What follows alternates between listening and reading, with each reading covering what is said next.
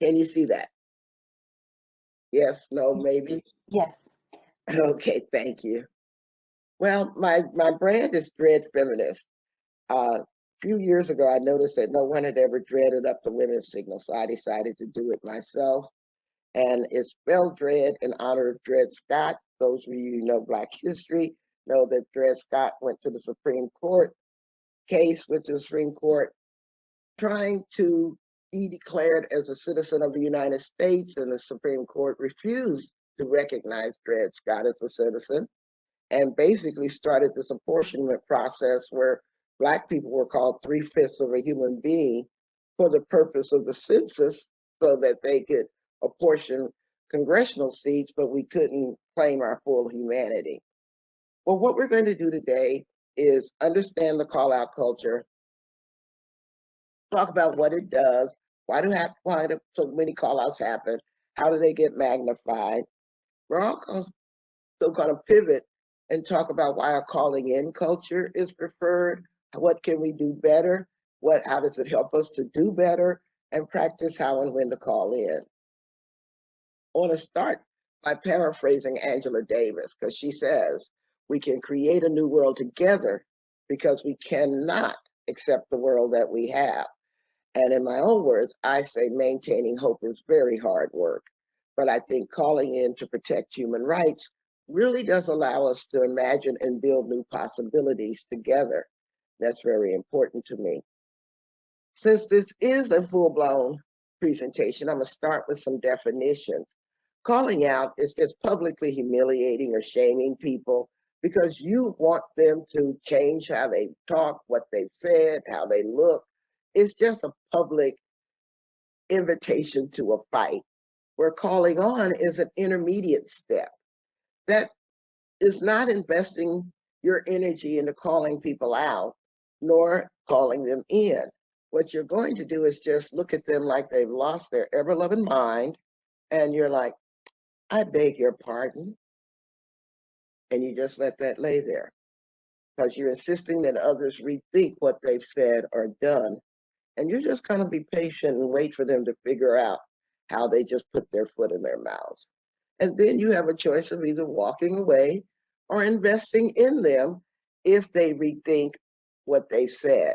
Now, calling on is the most difficult one because it's about calling on people not only to do better, but you're going to invest some energy in them to help them do better. And this requires respecting their human rights and the differences amongst you. It also requires being able to put your thoughts into the parking lot of reactions and not pay attention to your reaction, but pay loving attention to them. And of course, this will also bring up the question of all the privileges that we're not accountable for, whether it's white privilege or gender privilege or race privilege or whatever we want to call privileges. It's basically whatever advantages you have in life, but you're not responsible for getting those advantages and you're not being held accountable for holding those advantages. But what I find in the call out culture, we end up weaponizing a lot of our privilege, where we use knowledge to beat people up.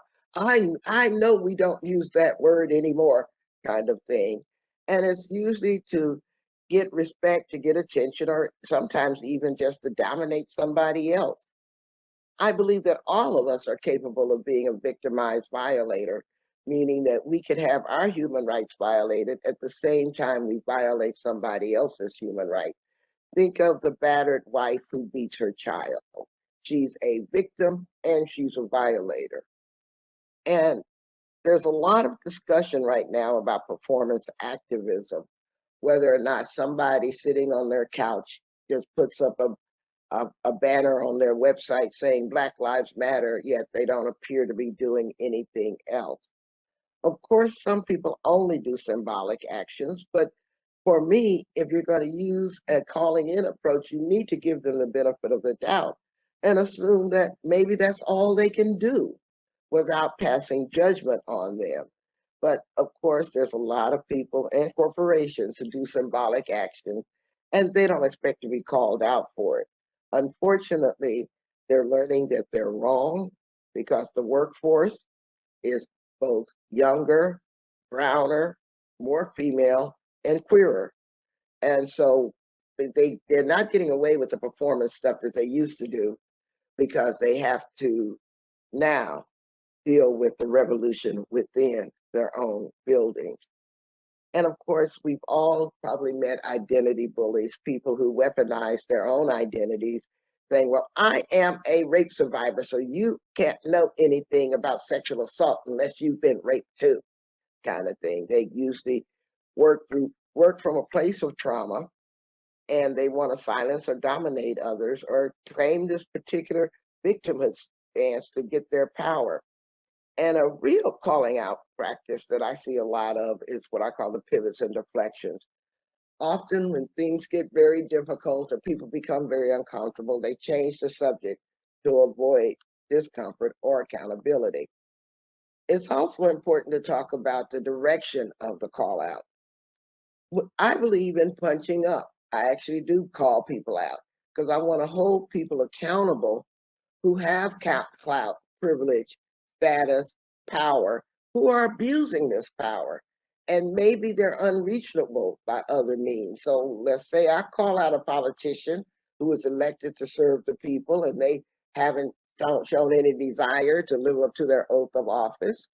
And if I've given them a chance to change and they choose not to change, then I'm probably going to be the call out queen working on their last nerve. But what I do insist that people not do is punch down, because that's when you're taking advantage of your power, your privilege, your status to hurt people who cannot hold you accountable. And no one should ever want to punch down. But calling in and calling out is best used when we're punching sideways. That's where we relatively have the same power, even as we have differences of race, age, and gender identity, and what have you. But we're too busy picking on each other, kind of like the cliched circular firing squad. So I want to talk first about the context in which we're doing this work. A lot of you are obviously familiar with the Statue of Liberty on the right, but most of you don't realize that when France gifted us this statue, it was actually to celebrate the end of slavery in the United States. And often we're not told that story. But if you pay close attention to her feet on the left, those are chains around her feet, broken chains around her feet. And right now, we're still debating whether the United States is going to be a country dedicated to liberty or slavery. And of course, we saw the manifestation of this quandary on January 6th with the white supremacist noose at the US Capitol, because we're still in the middle of America's unfinished Civil War. I don't call it a second Civil War. I call it one where white supremacy is trying to make a resurgence and dominate our politics. And actually, it has made a resurgence.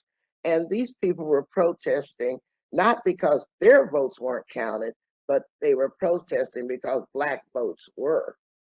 And I really believe that if we had handled the traitors at the end of the first Civil War, if you want to call it that, in 1865, we wouldn't have seen the Confederate flag in the US Capitol in 2021. And unfortunately, all of this was predictable. This is Ulysses S. Grant, who became president 4 years after Lincoln was assassinated. And he said, if we're to have another Civil War, I predict that the dividing line will not be Mason and Dixon's, but between patriotism and intelligence on the one side and superstition, ambition, and ignorance on the other. He had to face many insurrections by Confederates from the South. We've so far faced a couple, but we can count on this political violence continuing until we definitively understand that we have to fight for patriotism and intelligence on one side and against superstition, naked political ambition, and ignorance on the other. So my Congresswoman, late Congresswoman Barbara Jordan said, what the people want is very simple. They want an America as good as its promise. So to achieve this America, we're going to have to understand the distinction between blame versus responsibility. because none of us alive are responsible for the system of white supremacy that we live in, unless you're Methuselah. Let's just hope you're not. But we all have responsibility for ending this system of white supremacy. Think about a house. You just bought this lovely house that you're showing off to your friends and your neighbors and your family.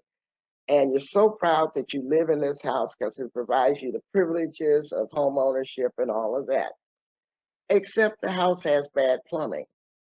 Now, you can't be blamed for the house having bad plumbing because the plumbing was bad before you bought the house.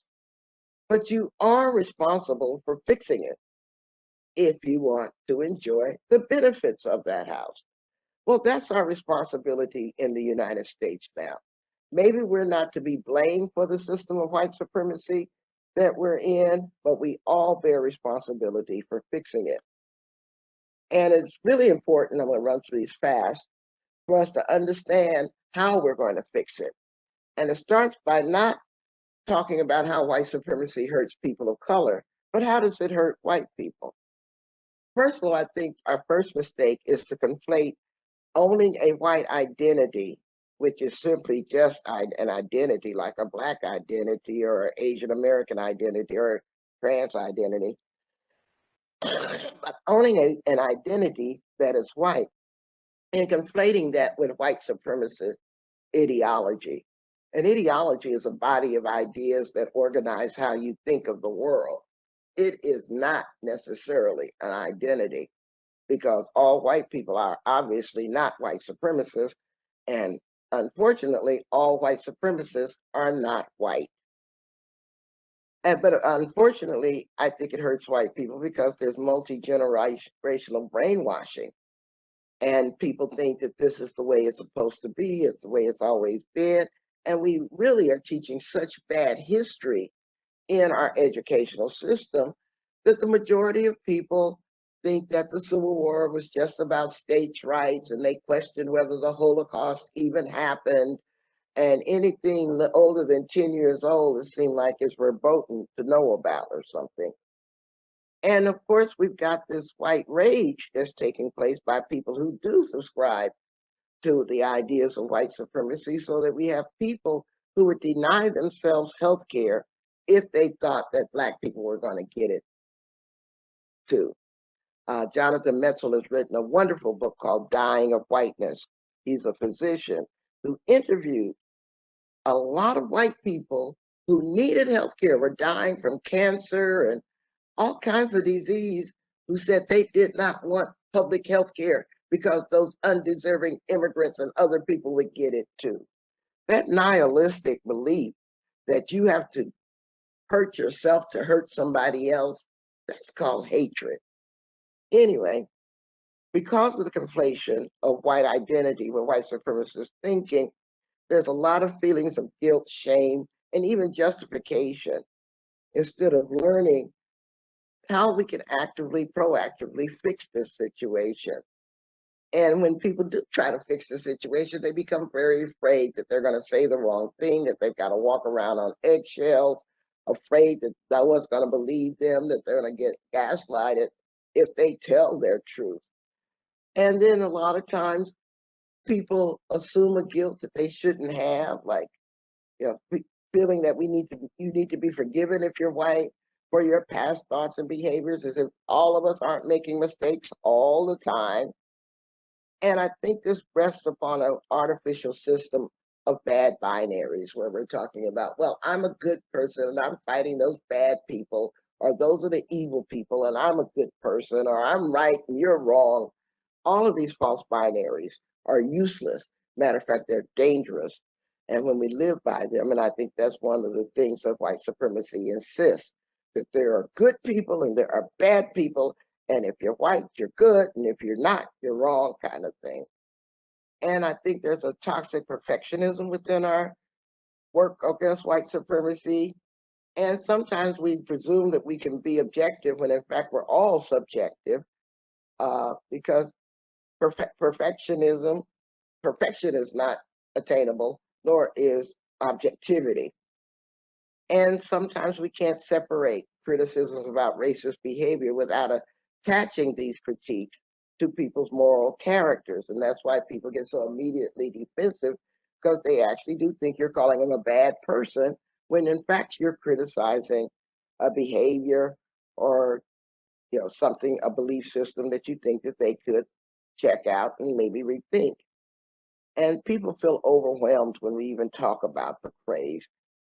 Particularly, they feel a little touchy when we say the phrase white supremacy, though it's very clear. I'm so glad that the media finally learned how to say it.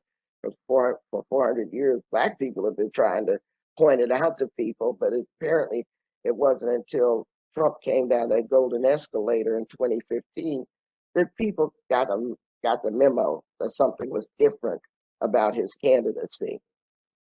And of course, this eagerness to separate yourselves from the bad white people who are more explicitly racist is really born of that same fear of saying something problematic. So I want to bring into the conversation the first Black Supreme Court Justice, Thurgood Marshall, who also successfully argued the Brown v. Board of Education Supreme Court decision in 1954 that desegregated schools. In recognizing the humanity of our fellow beings, we pay ourselves the highest tribute. So I'm going to teach you about calling in practices because you want to honor your own dignity. You're not doing it as a service for somebody else. You're doing it because you want to be the best you can be. But first, I got to talk about what people on the right and the left are talking about and saying about the calling in, calling out cancel culture. At the last year's Republican convention, they decided to make it their number one top priority. So you notice that every time a Republican is caught with their hand in the cookie jar, they claim that they're being canceled, kind of like the way that poor Representative Gates is undergoing uh, uh, scrutiny right now because he has apparently some bad sexual habits, but I'll just leave it at that. But they also claim that it's the left that's practicing this new witch hunt, this new McCarthyism, and that we're basically being too sensitive by attacking all these terrible things that conservatives are saying, and that the academic freedom of conservatives is actually under attack by all these sensitive, coddled leftists who are just snowflakes who are too sensitive to hear the hard racial realities that they believe in. And they believe that the left is so intolerant of their ideas. And, we're using the power to cancel them. So, when people say racist things or homophobic things or support the insurrection at the council and they lose a book deal, they claim that it's the left that's canceling. And I'm like, wait a moment, maybe it's just decent people who aren't neither left nor right who says that you shouldn't be supporting an insurrection at the U.S. Capitol. Anyway, they want us to ignore all these historical and contemporary power differentials. It doesn't matter because everybody should have the right to say anything. So say the proponents of those who believe that they can use the N word or use anti-Asian or transphobic slurs without any consequences because we shouldn't be so thin-skinned, they say.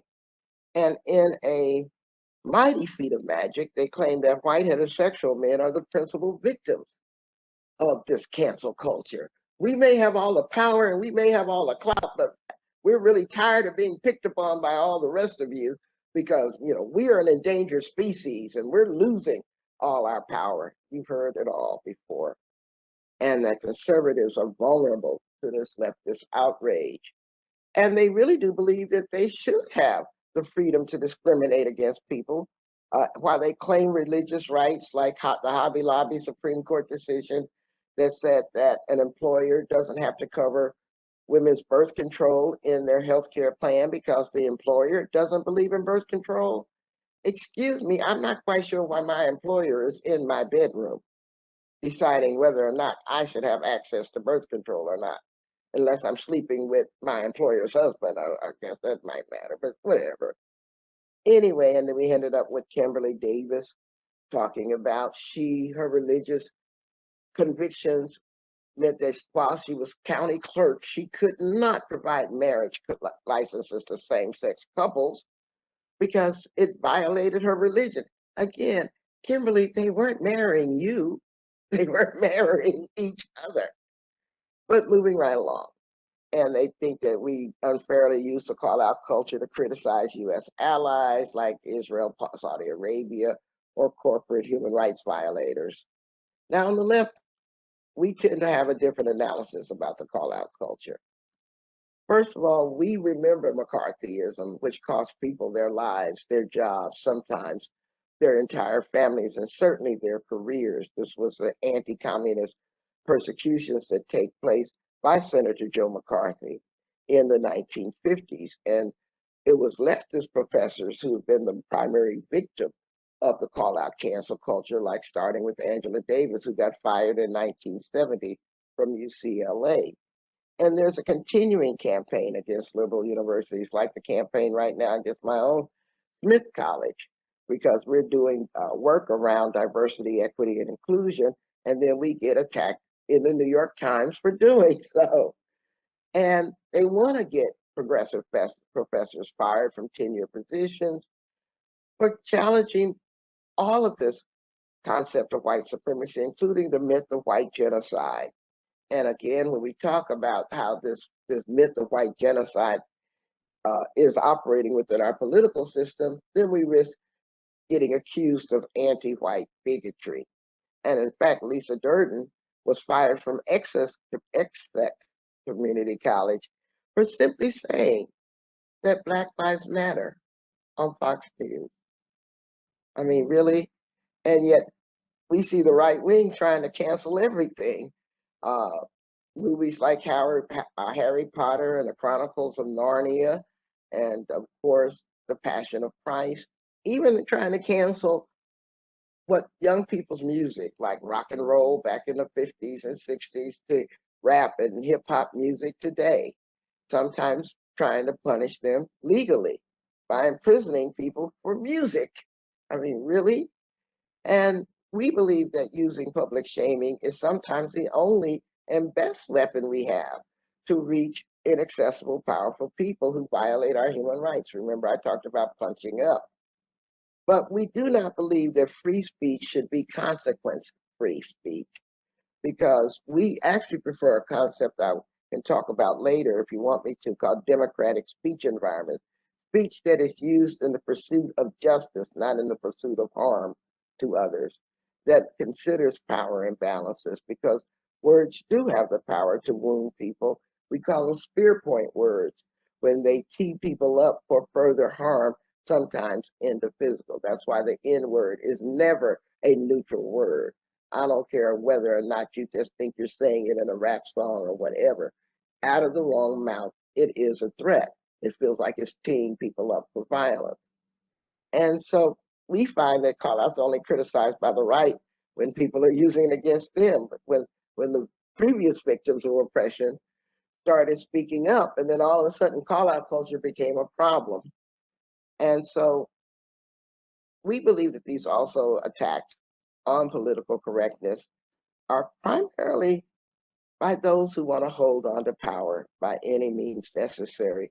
As you know, that I live in Georgia, so we're dealing with the most draconian voting rights attack that we've seen, simply because a certain party lost the election. And so they have, for example, forbidden us to hand out water to people standing in too long election lines because they won't put enough voting precincts in the Black community, for example. And so people are always on the left being criticized for speaking up, like, supporting Palestinians or criticizing Trump or whatever. But everyone wants to be heard, valued, respected, liked, and appreciated. So that's why I'm going to talk about calling in. Calling in is actually a continuum.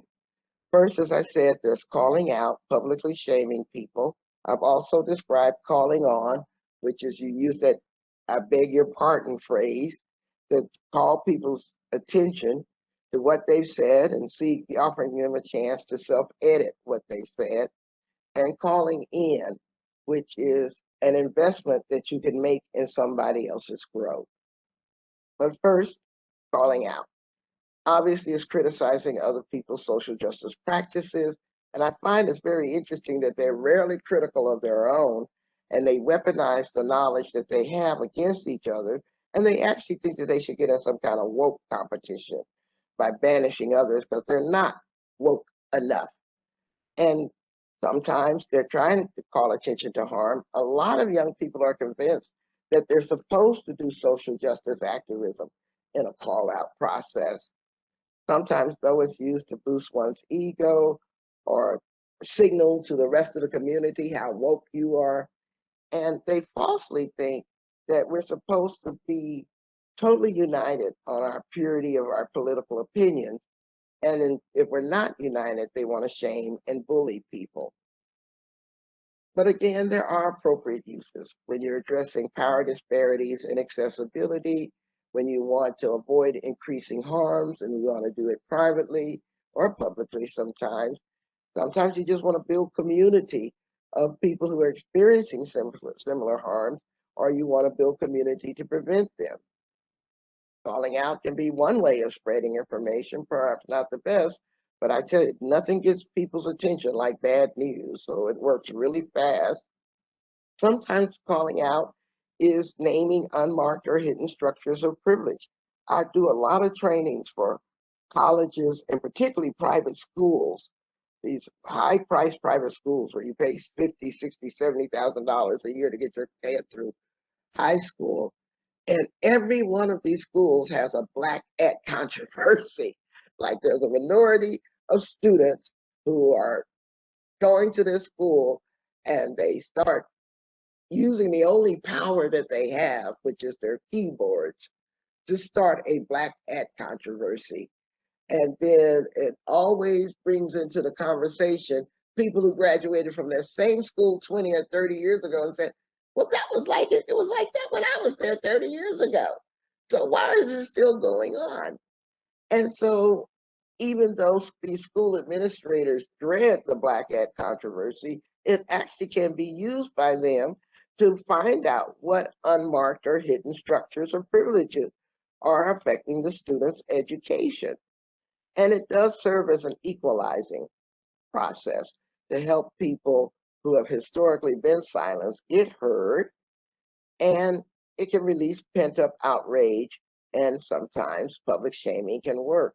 But with those Black ed controversies, I want to say that it provides the schools with an opportunity to get ahead of the stories, to say, what are we going to do proactively to prevent this multi-generational microaggressions that Black students are experiencing at our schools. And sometimes I do trainings to help them deal with that. I mention the phrase human rights quite often because I am part of the human rights movement, but obviously because I'm a feminist, I'm part of the women's rights wing of the human rights movement. Because I care about racial justice, I'm part of the civil rights wing of the human rights movement, and I'm disabled, so I care about the disability rights. That doesn't mean that's all I care about, but I want to point out that we are all working for human rights while we're working against injustice. And so I don't have enough space to put all the issues up there, but I'd like you to locate what issues you care about within the human rights framework and know that we can be sectors of the same movement. It's not enough to talk about what we're fighting against. We have to be clear on what we're fighting for.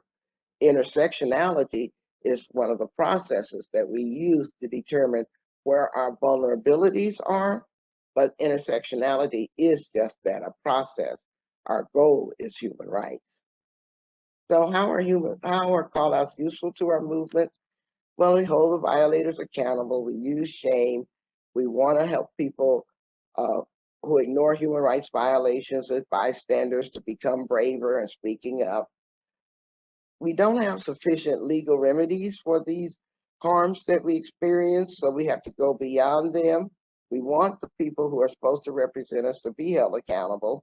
We also want to address power differentials, like, workers holding a corporation accountable as students challenging schools or whatever. And we want to define the boundaries of acceptable behaviors, identify what does need improvement or eliminate it or stopped altogether, repair the harm that has been done in the past and prevent future harms, and set higher standards for our words, behaviors, and deeds. So if you're going to rethink calling out, You're going to have to avoid the us versus them mentality. You have to really be clear on yourself and your motives. Why are you trying to do this? What's the outcome that you want to achieve? What strategy do you want to use? Who will I collaborate with to make this happen? And by all means, avoid using shame and ousting as your punishment, because that represents uh, a process that is, like I said, an invitation to a fight as opposed to an invitation to collaborate. And you start this by valuing the relationships that you have to build power together. So this is what I call my spheres of influence or circles of influence chart. Or it's another way to call it is the don't waste your time chart. So you can decide how to be strategic and who you're going to try to call in. I think that most of us are in that 90% bubble.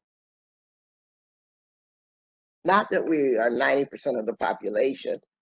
The 90% represents the high degree of unity we have with each other, the way we have such a largely shared worldview, meaning that we're against racism, we're against sexism, we're against transphobia, homophobia, anti-Semitism, nativism, xenophobia. We're against people being mean to each other, generally speaking, but we have these big buzzwords that we attach to those concepts. Now, our calling in problem as 90 percenters is that we spend too much time trying to turn the 90% into the 100%, because we have the mistaken belief that unless somebody else's political beliefs perfectly align with ours, they must be doing something wrong, and we want to correct them. But the problem is we're building a human rights movement. We're not building a human rights cult. A movement is comprised of a lot of different people thinking many different thoughts and moving in the same direction. A cult is comprised of a lot of different people thinking one thought and moving in the same direction. So the difference between a cult and a movement matters. So instead of being 90 percenters trying to turn everybody else around us into 100 percenters, why don't we turn our efforts towards the 75 percenters? These are the people who share a sufficiently large overlap with our worldview, meaning they think racism, sexism, homophobia, transphobia, xenophobia, blah, blah, ableism is wrong. But at the same time, they don't use our 90% buzzwords to describe these things. Matter of fact, they may be offended by our buzzwords and, these large concepts that we use, because they think we sound elite or foreign or incomprehensible. Now, for me as a feminist, one of my 75 percenters might be the Girl Scouts. Now, the Girl Scouts aren't going to lead a troop in defense of an abortion clinic like I wish they would. But at the same time, they're going to talk about women and girls empowerment. And that's sufficiently shared, enough of an agenda to share with me for me to want to work with them and see them as my allies. Outside of the 75% of the 50 percenters, these are people like my parents. My father was a conservative military veteran after being in the Army for 26 years. He was uber patriotic, belonged to both the American Legion and the Veterans of Foreign Wars clubs, and used to take me to all of those to hang out, and they were hyper patriotic. Loved my dad, but he was very patriarchal, but he was also very kind. My mother was a Southern evangelical Christian woman. So she believed that birth control was a Bible held between your knees, basically. She didn't talk about sex or anything like that with her daughters, but she loved us fiercely. We knew that, but she was mute when it came to political issues, because she actually thought that our job was just to fit in, assimilate, do good things, hold our heads down. And she could never understand why I became a human rights activist. And so I put it to her one day. I said, Mom, do you remember when we were Girl Scouts and you made us feed the hungry every weekend? We had to cook food and feed homeless people. And of course she said yes, because she remembered that clearly. I said, well, I'm a human rights activist. Now you feed the hungry people. And as a human rights activist, I ask why they're hungry in the first place. And she got it, because she realized that I was living out her values in my own way. And that's where most 50 percenters are. They are not going to share all that elite language with us. But if we go underneath what we think they believe in and speak to their values, we can do a lot of persuading of them, and we can see them as the complicated people that they are, just like we want people to see us as complicated people. Now, the problem with being a 50 percenter is that they can be persuaded to go to the left or the right, because my mother is just as vulnerable to listening to the faith healer that she believes in at her church as she is to listen to her daughter who talks about human rights.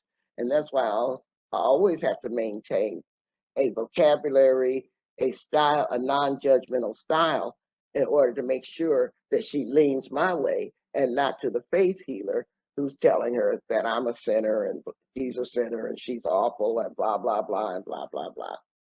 Outside of the 50 percenters or the 25 percenters, these are the majority of the people, I believe, who would not self-define themselves as racist, but they ended up voting for a racist.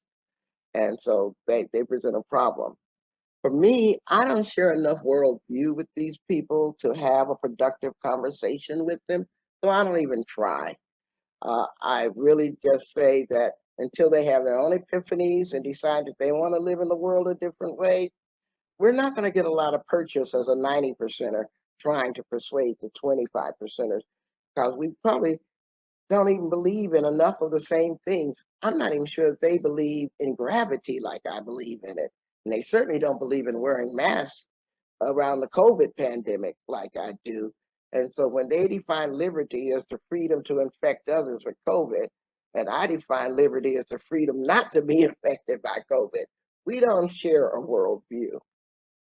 And outside of the 25 percenters or the 0 percenters, since I've done a lot of anti-fascist work in my life, monitoring hate groups like the KKK and what have you, I know who they are. They're the people who are not only white supremacists, but they're proud to be called such. Even though the first thing out of their mouths will be, I'm not a racist, but I do believe in saving this country for white people. Kind of analysis.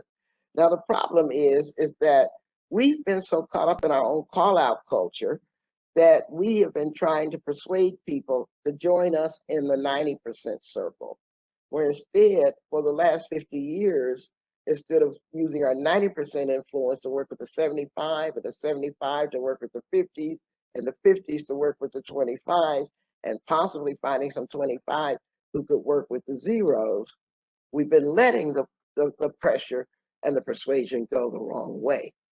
So that the ideas that used to be on the margins of American society and only held by the likes of the KKK and the militias and the Aryan Nation now have become public policy, because somehow we've neglected to organize in a strategic way to keep the 75 and the 50 percenters from now going to the right instead of the left. So to work from this 90 to 50%, 90% to 50% circle of influence, we've got to start by not overstating the harm that they do or the harm that we do. I find that a lot of people just immediately rear up when they hear somebody say something racist, sexist, homophobic, and then they just go off on them on a big tirade as if, you know, shouting people down is going to persuade them to change their minds. It doesn't work that way. And so, again, you can go underneath the words. There are many things you can do, but don't overstate the harm. But you do have to take their suffering seriously. And as I said, go underneath their words or ask a simple question. Oh, can you tell me more? At this point, I try to explain to people my calling in strategy with the mythical Uncle Frank. All of us have an Uncle Frank or an Aunt May or somebody like that who delights in blowing up the dinner table with something racist, homophobic, transphobic, etc. And if you can do this, use a calling in technique, I'm inviting people to put in a parking lot your immediate reaction, what you want to say to Uncle Frank when he said these awful things out of his mouth. And actually, you can turn to Uncle Frank and try a new strategy. And you can say, Uncle Frank, you know I'm your niece and you know I love you. Right, Uncle Frank? And Uncle Frank, because I know you, I know how good and kind you actually are. I know that you would run into a burning building and save somebody if you could, without even worrying about whether they were Black or Jewish or queer or anything like that. Wouldn't you, Uncle Frank? I know that about you. You feed hungry people. You help people who are down on their luck. That's the Uncle Frank I know and love. So, Uncle Frank, help me understand how that kind and good Uncle Frank can exist in the same space with those words that just came out of your mouth, Uncle Frank. Which Uncle Frank should I love? What you've done in that situation with that strategy is that instead of focusing on the problematic things that you normally react to, you put those in the parking lot so that you can focus on helping Uncle Frank build up his kindness muscle, that he actually may want to be seen as a good person by someone who loves him like his niece, but by anybody else. And without calling Uncle Frank out, you decided to help him rethink how he wants to walk through the world. Does he want to walk through the world as bad Uncle Frank or good Uncle Frank or kind Uncle Frank? And I know I'm using a binary, but you can go underneath people's words and offer them choices about how they want to walk through the world if you do it with love and respect, like I just demonstrated, versus the calling out shaming thing. And you have to do this by challenging your own narrative that you're a victim, and they challenge the narrative that they're a victim. These narratives that we're all just everybody's victims is one of the things that we have such severe partisanship in our society. But not only politically, I think it's happening within our families. You know, when we can't have that hard conversation with our mother-in-laws or with the neighbor who won't stop their dog from barking or whatever. And we can actually sometimes make a difference by offering them facts, factual explanations for their suffering. You know, sometimes people don't know the facts because they're caught up in a news ecosystem like Fox News where they're not getting the facts, they're not getting the truth. So sometimes the facts do work. And don't judge them if they're incapable of hearing facts either. I think if we normalize a calling in culture so that they know that we won't be jumping down their throats for disagreeing with them, then they won't be much less likely to become defensive. And I said this earlier and I want to say it again. There should be a sense of joy belonging to the human rights movement, a sense of pleasure. As a matter of fact, if you're not having fun fighting for human rights, you're doing something wrong. A mentor of mine once said to me, Loretta, you need to lighten up because fighting Nazis should be fun. It's being a Nazi that sucks. And so if we're not having fun fighting for righteousness, do, doing what's right for the world, even though we have to look at some pretty ugly, mean stuff at times, we should be taking a lot of joy out of the fact that we are, our activism, you know, is the art of making our lives matter. So I think that's really important. I find that you can persuade people a lot of times by using experiences and examples that resonate with their lived experiences, just like I used the feeding the hungry example with my mom, because that was her value system. She understood why she felt compelled to organize us to feed the hungry and homeless people. And I was able to reinforce her positive values while not talking about the things with her that I disagreed with. And of course, you have to avoid calling people names or weaponizing their tactic, your knowledge or your language. So to determine who's your 75 to 50%, you need to think about who works on issues that are similar to yours, that you care about, who do you have relationships with, but who don't necessarily share your precise worldview, and who is necessary for the work that you want to do. So if you want to change how Black students are treated in elementary school, that it may be necessary to have a strategy for dealing with teachers and administrators who may not share your worldview, but they're going to be vital to the work that you want to do. And sometimes you need to stay and do a strategic analysis to identify not only your potential allies, but your potential opponents, but pay more attention to your allies and then work to develop relationships with these allies so that y'all can develop a action plan together. I don't generally bring Henry Kissinger into progressive conversations, but he was known as a masterful negotiator. And the reason he was so good was that when he brought parties and conflict together, he would create an agenda that was reversed. And by reversing it, what I mean is that for the first day of meetings, they could only talk about what they agreed on. That was all he would allow them to talk about for the first day of meeting.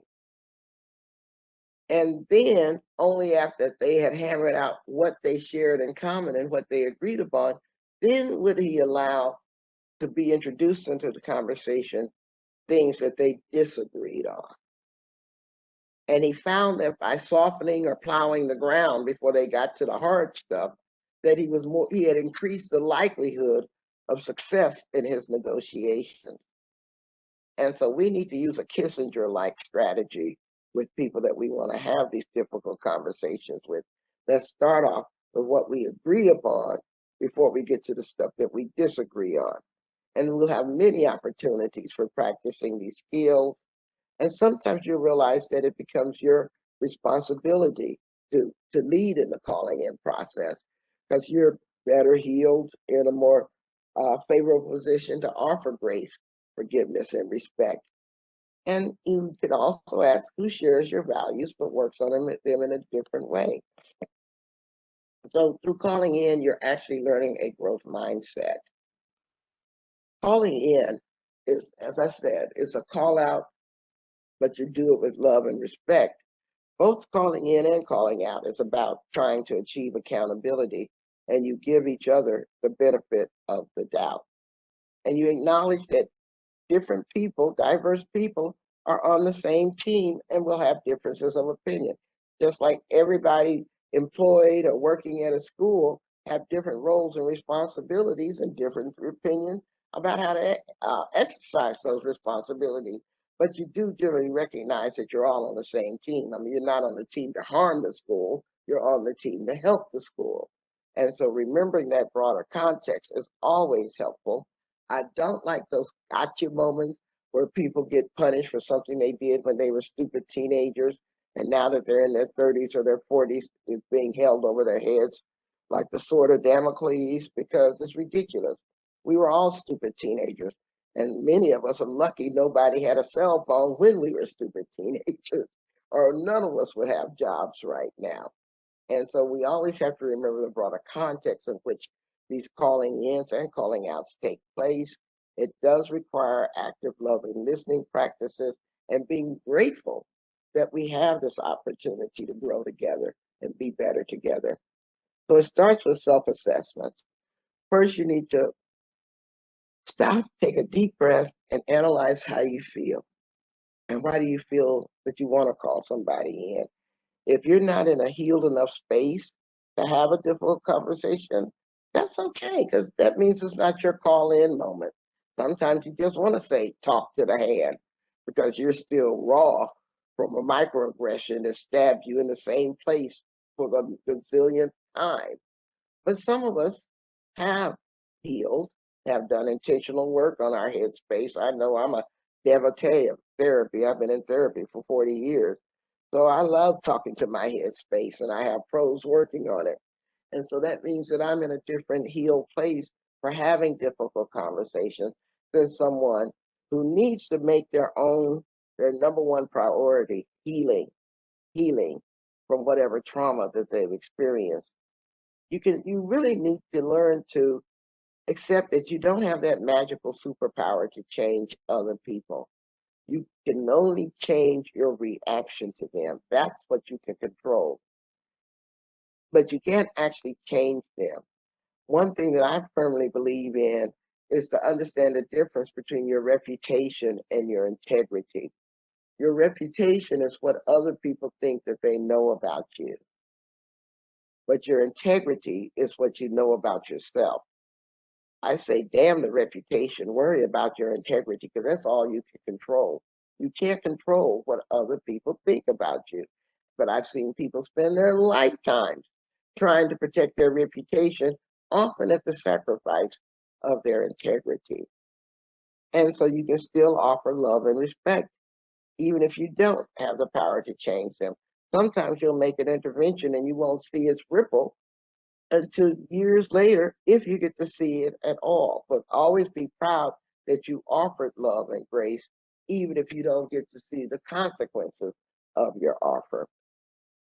And you may still disagree, but that's okay, because people have the right to differences of opinion. But one thing about the calling in of self-assessment begins with a very urgent question, and that's, can you forgive yourself for your previous mistake? I find that however we were taught to handle mistakes as a child is going to be a good predictor of how we handle them as an adult. When you were a child and you made mistakes, how were they handled? Were you punished for making a mistake? Were you shamed for making the mistake? Then you're going to think it's normal to punish and shame others for making a mistake. But when you made a mistake as a child, if you were counseled about that mistake, if you were shown how you could learn from it, and if if you were forgiven for your mistake, then you're going to be predisposed to forgive others. So each of us needs to think about the patterns that are imprinted on our hearts and our minds about handling mistakes. Because if you can't forgive yourself for your mistakes, then you're going to find it very hard to forgive others for theirs and accept the fact that we're all going to make mistakes. That's what human beings do. We are mistake-making people. So when you want to understand calling in, you want to decrease harm over time. But it's not the job of victims or survivors to teach somebody else how to stop that harm. It actually must be voluntary. That's why so many people have such a negative reaction. Let's say a black person says, has a negative reaction when a white person says, won't you teach me about whatever? No, but I am willing to be on a shared learning journey with you, but it should not be seen as an entitlement. Anyway, we have to learn how to separate a person's values from their behaviors and learn to actually be comfortable with discomfort, because being a bridge builder is going to be, by definition, an uncomfortable position. A bridge is a device over which people walk across to get somewhere else or to get to another understanding. And yet, when they're crossing that bridge, all the people see is where they're coming from or where they're going. What they aren't noticing is the bridge beneath their feet, unless that bridge becomes very wobbly. And so deciding to call people in is actually an intentional step to invisibilize your own needs, because you want to pay attention to somebody else's needs. So if you're not in a space where you feel like someone can ignore your needs for a moment, then calling in is not your time. But again, it's not obligatory. It doesn't have to be done all the time. It should always be voluntary. And even in a group, you can go around and assess who's in a good space in case something jumps off and is going to be our calling in champion today. There are ways you can do this, and accepting that people are diverse is very hard for some people to do, and you need to practice on that skill if it's not your natural. It's also important to understand how calling in is magnified. First of all, this woman named Natalie Wynn, I'm borrowing her taxonomy from her, because calling in, first of all, starts with a presumption of guilt instead of a presumption of innocence. So we'll start with something like, Joe said something racist at the staff meeting today. And the belief that Joe said something racist gets magnified and abstracted to the next thing is attached to Joe's character. So it goes from Joe said something racist in an essentializing method step, which says, oh, no, Joe must be a racist. And I know who Joe is and that he's a racist because I'm going to use my moralism, my high moral understanding or my high intellect to know what a racist is when they say the things that Joe said. So yes, Joe is a racist, and I know that because I'm not a racist and I can call him out. And of course, that sets up and rests upon the false binaries of dualism. Well, Joe is a racist, so he must be a bad person, and I'm a good person for calling Joe a racist out. And it creates this whole culture of unforgivability because what if Joe says, okay, I'm sorry that I said what I said today. I've rethought it. Well, Joe, you're just trying to game the system. You aren't really sorry. So what if Joe says, well, I'm going to not apologize because they're going to call me names anyway. Then Joe is going to be read as escaping accountability. So it's a lose-lose for Joe once that call out has been magnified against him. And then, of course, no one ever forgets that Joe is a racist. And so that will follow him around like the political cooties. So anybody who hangs out with Joe must also be a racist. Or we all risk infection by Joe, and that's why the political shunning and stuff takes place. And so this is how Joe saying something that someone says is racist, by the way, it doesn't actually have to be racist. It just has to be someone said it was racist, ends up being magnified and really contributes to the call out culture. And a lot of people join in and jump on Joe because they don't want to be called out themselves for not jumping on Joe. And so it ends up creating this very toxic environment, replicating the prison industrial complex that we claim we want to not grow and participate in. It discourages people from becoming activists. It scares people out of telling the truth because who wants to be the next person teed up for calling out? And this censorious atmosphere drives people away from the human rights movement rather than attracts them because we're disguising our privilege and we're actually weaponizing it against other people. And it really does make accountability difficult because why would anybody want to run and tell you that they made a mistake if you're going to jump down their throat for having done so? So it really increases the harm rather than increases healing because people are going to run from telling you they made a mistake or admitting that they made harm when that whole magnification process is going to happen to them. And so those who say that they're using calling out to achieve accountability are actually achieving the opposite. And it starts by devaluing people's actual experiences, their own truth in their own eyes. And if you start gaslighting them, then it's going to become a very toxic call out process because it isolates people instead of uniting them. And then it makes people feel very hopeless about whether or not we're ever going to win for the human rights movement. They become prematurely cynical. Lily Tomlin has a phrase that I love. She says, no matter how cynical I become, I can never keep up. And we don't want to increase that. There's a lot of reasons why people call out. Sometimes they want to just end that harm and abuse or be part of the in crowd or show off what they know or draw attention to situations that aren't known. Sometimes they want to compete for attention and respect. Sometimes they do it defensively to disguise their own shortcomings, or they don't know how to give constructive criticism in a collaboration, so they want to be sharp and attacking and biting. Sometimes they want strangers to affirm them because they don't have these actual affirmations in real life.